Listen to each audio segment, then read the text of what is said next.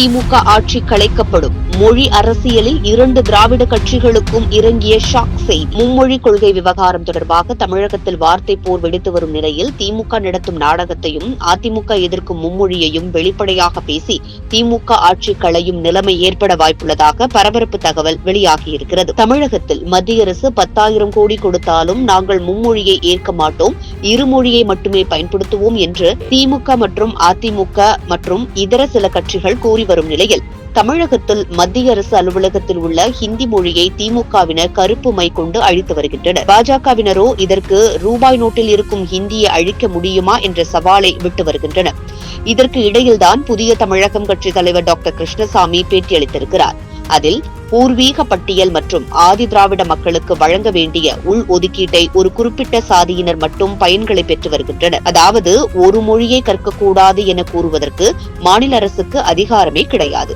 தேசிய கல்விக் கொள்கையின் அடிப்படையில்தான் மாநில கல்விக் கொள்கையும் வகுக்கப்பட வேண்டும். இங்கு எந்தவிதமான மொழி திணிப்பும் இல்லை. சாதி, மதம், இனம், மொழி ரீதியில் வேறுபாடு காட்டக்கூடாது. மும்மொழி என கூறுவது ஏழை எளிய மக்கள் பயிலக்கூடிய அரசு பள்ளிகளில் பயிலும் மாணவர்களிடம்தான் திமுகவினர் திணிக்கிறார்கள். வசதி படைத்தவர்கள் படிக்கும் பள்ளி பற்றி இவர்கள் கூறுவது இல்லை. ஏழை மக்களின் குழந்தைகளுக்கு வாய்ப்பளிக்க மறுப்பது எந்த விதத்தில் நியாயம், தர்மம்? ஹிந்தியை யாரும் திணிப்பதில்லை. மத்திய அரசு பாடத்திட்டத்தில் 1ஆம் வகுப்பு முதல் 8ஆம் வகுப்பு வரையில் மட்டும்தான் மாணவர்களுக்கு ஹிந்தி கற்றுக் கொடுக்கப்படுகிறது. அதன் பிறகு ஹிந்தி கிடையாது. இதை திமுக அரசு பள்ளி மாணவர்களுக்கு தட்டி பறிப்பது சட்டவிரோதம். பல மொழிகளை கற்றுக் கொடுப்பதன் மூலம்தான் வாய்ப்புகள் நிறைய கிடைக்கும்.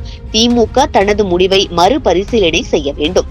யாராவது நீதிமன்றத்திற்கு சென்றால் திமுக அரசை கலைக்கக்கூடிய சூழல் ஏற்படலாம். இதே நிலை நீடித்தால் திமுக 2026ஆம் ஆண்டு வரை ஆட்சியில் இருக்காது என நான் நினைக்கிறேன். மும்மொழி கொள்கையை எடப்பாடி பழனிசாமி எதிர்ப்பதும் தவறு. ஏழை குழந்தைகளின் வாழ்க்கையோடு திமுக விளையாடக்கூடாது. இதனால்தான் UPSC தேர்வுகளில் தமிழகத்தின் பங்கு குறைகிறது. கல்வியை வைத்து திமுக சித்து விளையாட்டு விளையாடக்கூடாது என கடுமையாக விமர்சித்திருக்கிறார். அதிமுகவுடன் நாடாளுமன்றத்தில் கூட்டணி அமைத்த புதிய தமிழகம் கட்சி தலைவர் கிருஷ்ணசாமியின் இந்த மும்மொழி கொள்கையை எதிர்த்து பேசுவது கூட்டணி பிளவா என்றும் அல்லது கூட்டணி வேறு கொள்கை வேறு என்பது இதுதானா என பல சந்தேகங்களை எழுப்பியிருக்கிறது. திமுகவுக்கு இது சாட்டையடியாக பார்க்கப்படுகிறது. மேலும் மொழியை வைத்துதான் திமுக அரசியல் செய்து வருவதை கிருஷ்ணசாமி தெள்ள தெளிவாக கூறியிருப்பது திமுகவுக்கும் அதிர்ச்சியையும் சாமானிய மக்களிடம் வரவேற்பையும் பெற்று வருகிறது. இதுபோன்று முக்கிய நிகழ்வுகள், அரசியல் தகவல்களை ஆழமாகவும் மாறுபட்ட கோணத்திலும் அறிந்து கொள்ள மறக்காமல் உங்கள் IND தமிழ் 24x7 பக்கத்தை பின்பற்றிக் கொள்ளவும். உங்கள் ஒவ்வொரு ஆதரவும் இதுபோன்று பல நிகழ்வுகளின் பின்னணியை அறிய உதவும்.